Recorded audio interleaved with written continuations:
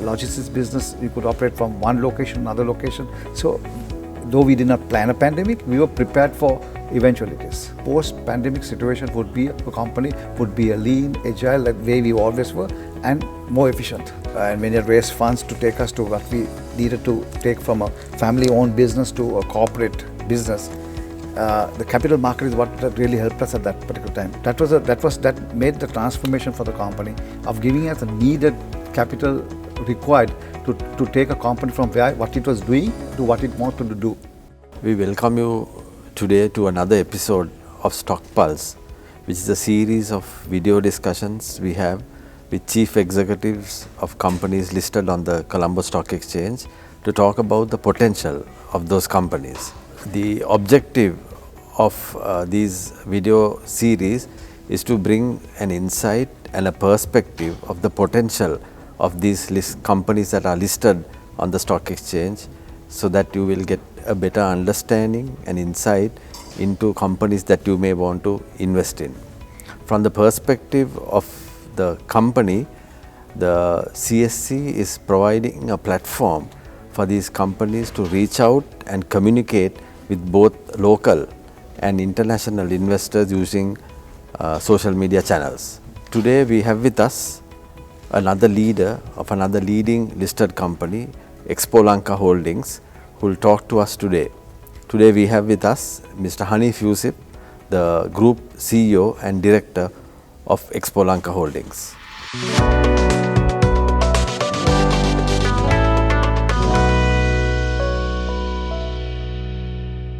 Hanif, welcome to Stock Pulse, and we'd like to thank you for taking the time off to be with us on our program.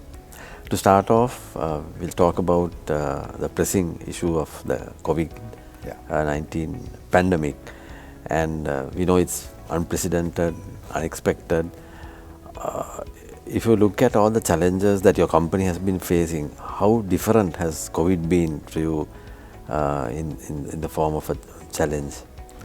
Rajeeva, thank you for having me this mid-afternoon. My pleasure to be here with you. The pandemic, the disruption, people do ask me about the disruption pandemic. I mean, we have never seen anything like this before. This morning I attended a symposium where Dr. P. Jayasundar said that this is even as close to the Great Depression that we had. So in a situation like that, when it hits you globally and not from an individual place, it came as a shock for everybody, not only me or any companies or all that. So there was very ease of business, challenges came in, there was absolutely no business at one time. Till the want of goods, till want of movement of goods became important, it transformed a bit, business came back to that degree. But we have never seen such a challenge. And it seems to be going on, and can continue, but I think we have adopted to new ways of doing business. So exactly, so how has your group responded in terms of operationally as well as from a shareholder perspective? How has your group responded? You see, the biggest stakeholder for us is the employees, Rajiv. First of all, I think we operationally, we looked at the safety of the employees. We not only have in Sri Lanka, but globally that became. So we have these BCP programs which just came into place. No sooner this struck us. Operationally wise, we found new ways of doing business because you see, we've all work from home or work stuff came in. So we were fortunate. We were agile, flexible, a nimble company for some time. Our whole strategy had been on that, to be lean and about to do operational issues. The best thing that we managed to do it because 4 years ago went into digitalization. We bought in our ERPs, you could operate from anywhere that you wanted. The logistics business, you could operate from one location to another location. So though we did not plan a pandemic, we were prepared for eventualities. So that helped you to cope with when the pandemic did hit? Tremendously. I just cannot tell you how much that helped.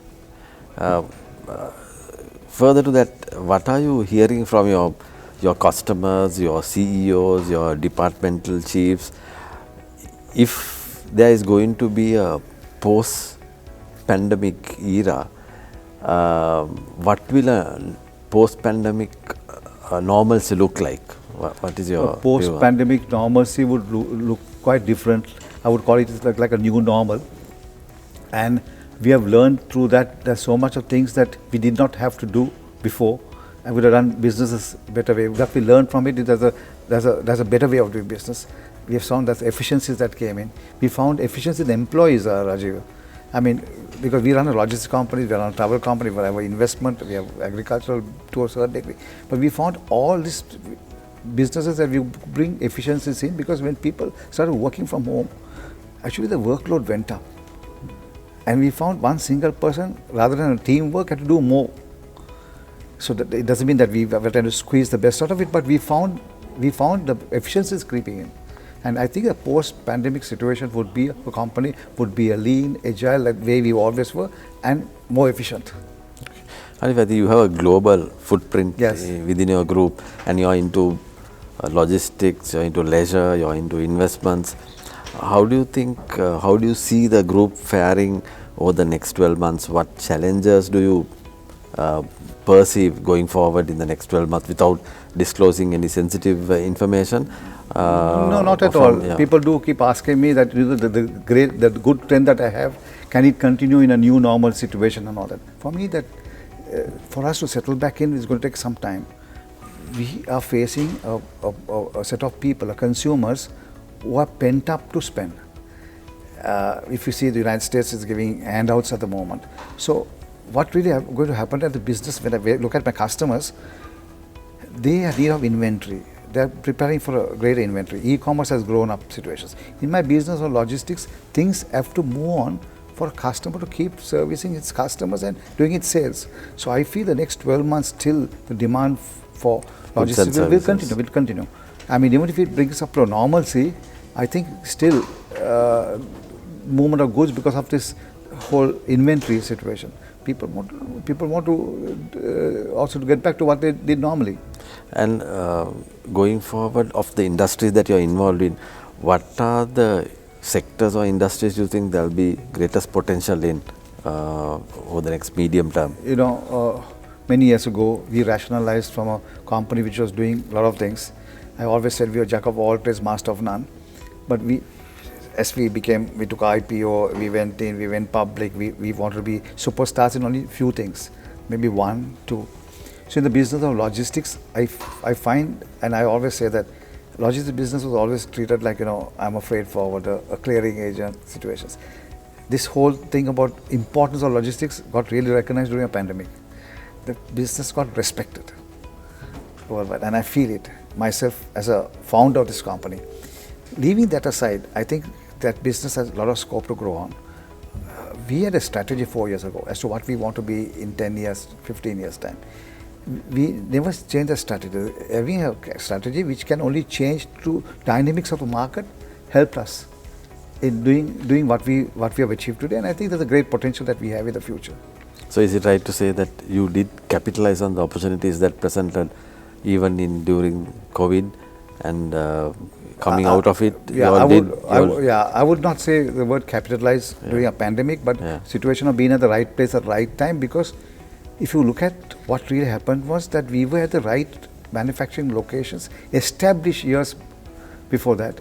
We had a strong leadership for example, in the United States, which were able to be reachable. Like I said, we were nimble and agile and lean management. People found it easy to find us when they wanted us. We found our procurement, what we did for procurement exercise, a long exercise, did not happen today, tomorrow.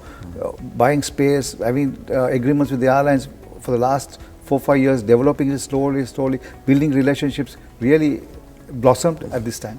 Great to hear that. Yeah. And let's turn to capital markets. Yes. So will you still consider capital markets as a source of funding for your business, and if so, why? Yeah, just to go back as to how I started, if not for the capital market, when I was doing a private placement, when I did an IPO, and when I raised funds to take us to what we needed to take from a family-owned business to a corporate business, the capital market is what that really helped us at that particular time. I'm talking about the local capital markets. That was our launching pad. That made the transformation for the company of giving us the needed capital required to take a company from what it was doing to what it wanted to do. Happy to hear that Expolanka, I think they listed about 10 years ago. Yes, And 2011 June. Exactly. So it has been a good journey for Expolanka, and yes, I think watched how the company has grown and progressed over the years. So It was a journey. It was a journey that, you know, had its own story, but it's a journey that did not lose its sight of the longer of its destination or what we really want to do. Yeah. For me, there's no finish line, you know. Yeah. And Hanif, I think when you take your company, it has a good mix of foreign and local investors. You have built a good base of foreign and local shareholders. I think, what would you say will drive shareholder value, and what initiatives are you taking to drive shareholder value? So really, for the shareholders that invested internationally and local, this story must be of its true potential. So my story is that being in Asia, being in Southeast Asia, being in Indian subcontinent, if you look at my peers and my market situations, I've carved myself a unique position. From here, the matter is about taking it to more global footprint. How do I take it to more global footprint? My business of verticals. When I started the IPO situation, when I started the journey, I was a rag specialist. I was called a rag specialist. Every fashion house, I have 7 large accounts. Today I have 50 large accounts. But that's not the end of the journey. It was more verticals. I'm in maybe in automobiles, or I'm in tech business now. I'm in other lines of verticals that have helped me to transform the company to other line issues. Still, I feel I'm not. I would not say halfway. The journey is there to take it to the next level, and this has given us more confidence in a situation where supply of goods, flow of information become paramount importance to trade. I think the way you look at your company, it's about sustainability, and we can see that you are taking a long-term view, and I think shareholders and investors will love you for that. The fact that you're taking a long-term view of the company. I hope so, Rajiv. I hope so. I've been always working with a great difficulty under duress sometimes for fundamentals. That was the name of the game. Fundamentals must be strong. A company must be, as its roots strong. For the tree to grow and blossom with right fruits or flowers, the root must be strong. The root takes time. So finally, what is any message to shareholders and potential investors in your company? My thing to my shareholders is to have faith which they have. The story is about strategy. The story is about keeping to a strategy. The story is about growing to its true potentials. If you look at companies in my field, multiples earned in other countries, while I'm a Sri Lankan, and it's a Sri Lankan stock exchange I'm dealing with.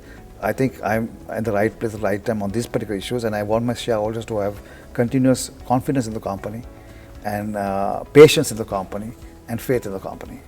Thank you, Hanif, for that Thank you, excellent Rajiv. piece of advice, and we're happy to have had you on this program. Thank you very much. My pleasure.